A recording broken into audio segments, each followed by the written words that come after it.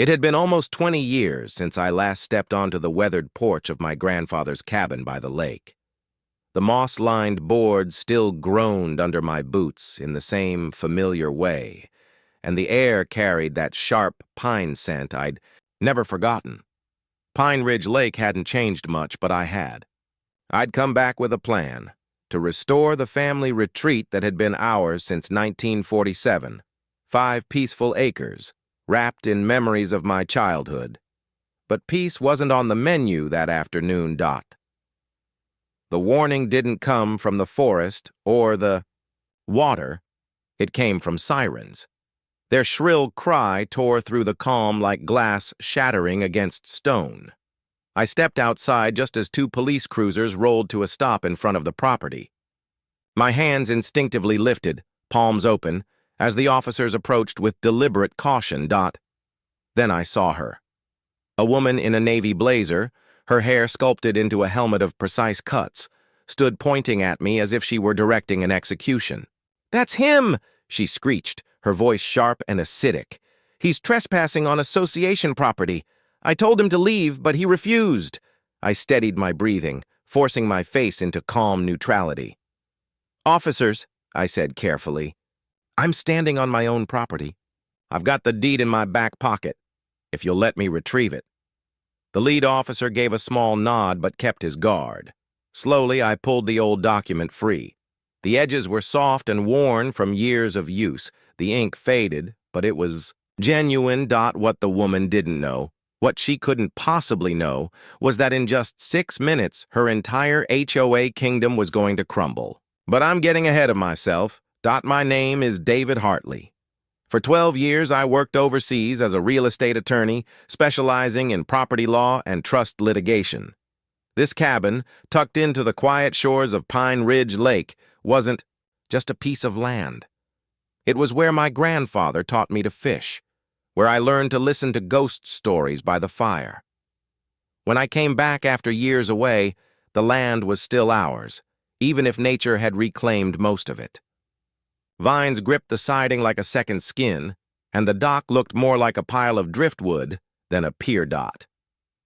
What I didn't realize that morning was that a homeowners association had wrapped itself around the lake in my absence, like ivy strangling an old tree. The trouble started less than an hour after I arrived.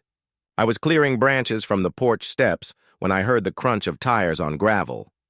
A golf cart pulled up, and its driver looked like someone who had outlawed smiling years ago. Her blazer was pressed so sharp it could cut glass, and a golden HOA badge glinted in the sun. "Excuse me," she snapped, her voice clipped and commanding. "What exactly do you think you're doing?" I straightened, brushing pine needles from my jeans. "Just cleaning up my place." "Can I help you?" Her eyes narrowed. "Your place? This cabin sits on HOA-governed property, and I don't recall approving any work permits." "Work permits?" I raised a brow. "I'm removing branches. This is my family's property." Her lips curled back, almost a hiss. "Don't get smart with me. I'm Patricia Peaton, president of the Pine Ridge Homeowners Association. Nothing happens here without my approval." I kept my voice polite but firm. "Well, Patricia, I'm David Hartley. My grandfather built this cabin. I have the original deed. This property predates your HOA." Her face flushed a furious purple. "That's impossible. The HOA owns all lakefront access. We've maintained these properties for years." I gestured toward the overgrown yard and rotting dock. "Interesting definition of maintenance." She shoved a clipboard at me like it was a summons. "You're in violation of 17 bylaws, unauthorized presence, unapproved alterations, failure to register with the architectural committee." "Let's slow down," I said, holding up a hand. "This property existed long before your HOA. I have all the documentation, deed, trust, everything." She let out a sharp laugh. "You one of those sovereign citizen types? That deed doesn't mean anything. Our HOA was established in 2013. We have full authority here." I pulled out my phone and scrolled to a photo of the deed, dated 1947. Unless your HOA has a time machine, I'd say my claim is stronger. Her face twisted with rage. Fraud! You're forging documents. You're nothing but a squatter. She spun on her heel and stormed back to her golf cart, phone already pressed to her ear, fingers flying across the screen with fury. Within minutes, the neighborhood was alive with curiosity. Curtains twitched, dogs barked, and muffled whispers carried through the air. I went back to clearing the porch steps, though I knew the real storm hadn't even started. 20 minutes later, Patricia reappeared, this time flanked by reinforcements. 3 HOA board members followed behind her like foot soldiers, all in matching blazers and wearing the same smug look of authority.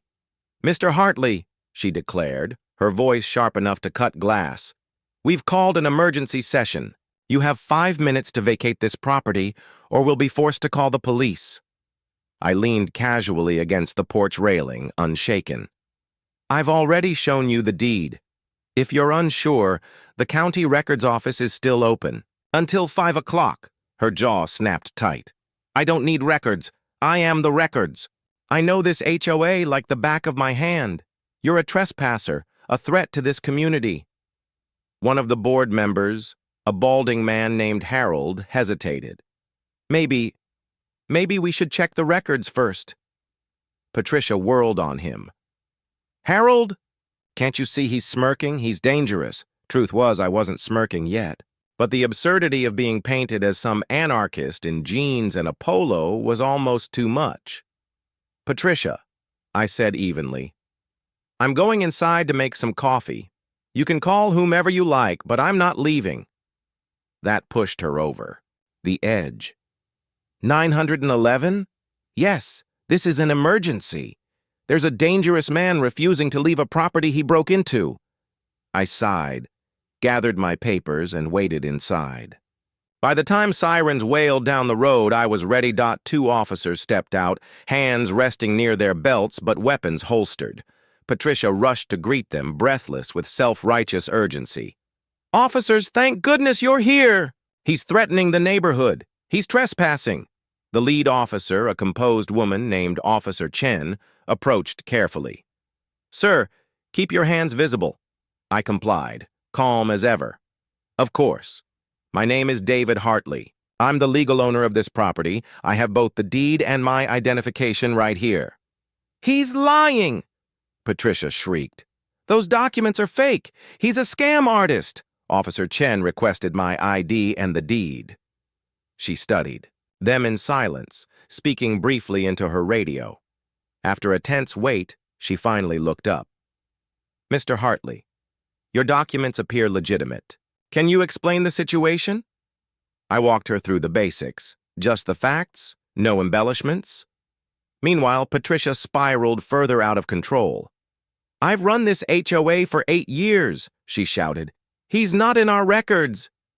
"Do you have proof your HOA owns this property?" Officer Chen asked. Patricia waved her clipboard like it was scripture. "Not on me, but it's in our files." Officer Chen shook her head. "The deed predates your HOA by decades. Unless you have documented transfer of ownership, Mr. Hartley has the legal claim." Patricia's face shifted through shades of plum and crimson. "Then arrest him!" The second officer spoke softly but firmly. "Ma'am, filing a false police report is itself a crime." That was my cue. I pulled out my phone and made a call. "Tom, it's David. Activate the trust clause and include the fraud investigation request." Patricia froze mid-rant. "What are you doing?" I smiled faintly. "Just taking care of some paperwork." Moments later, phones started buzzing. One by one, the board members checked their screens, their faces draining of color. "Emergency injunction," Harold read aloud. "Cease and desist. Dissolution of charter." His voice trembled. I nodded. 6 minutes. Tom's efficient. Patricia stared at me, speechless for the first time all day. "Who are you?" "I'm a real estate attorney. My grandfather helped establish the original Pine Ridge Trust." That trust prohibits exactly what your HOA has done, claiming authority without consent. You're bluffing, she whispered. I went to the county this morning, I replied calmly. Your HOA has been collecting dues illegally. 60% of your claimed jurisdiction falls under the trust. Her phone rang. She answered, and her lips moved without sound. Then came the collapse. No. That's impossible. What do you mean the city is investigating criminal charges? The board members slowly edged away from her. $73,000, she whispered. That's what they say I owe. Harold's voice was soft but cutting. Didn't you take $40,000 from the HOA account to fix your pool? That was for gatherings, she croaked. We never had gatherings, another board member shot back. A city inspector, who had arrived on scene, scribbled a note. Embezzlement, he said flatly. Then to Patricia, Ma'am, you'll need to come with me. She staggered, broken. You destroyed everything. I shook my head. No, Patricia, you did. I just flipped on the light. By sunset, word had spread across Pine Ridge Lake. HOA signs were torn down, bylaws tossed into fire pits. Laughter replaced the tension. One neighbor even danced while ripping down the laminated sheet of approved mailbox colors. As for Patricia, fraud charges, embezzlement, and total ruin. Her pool had sealed the case against her. Her job, gone. Her reputation, ashes, Dot and me.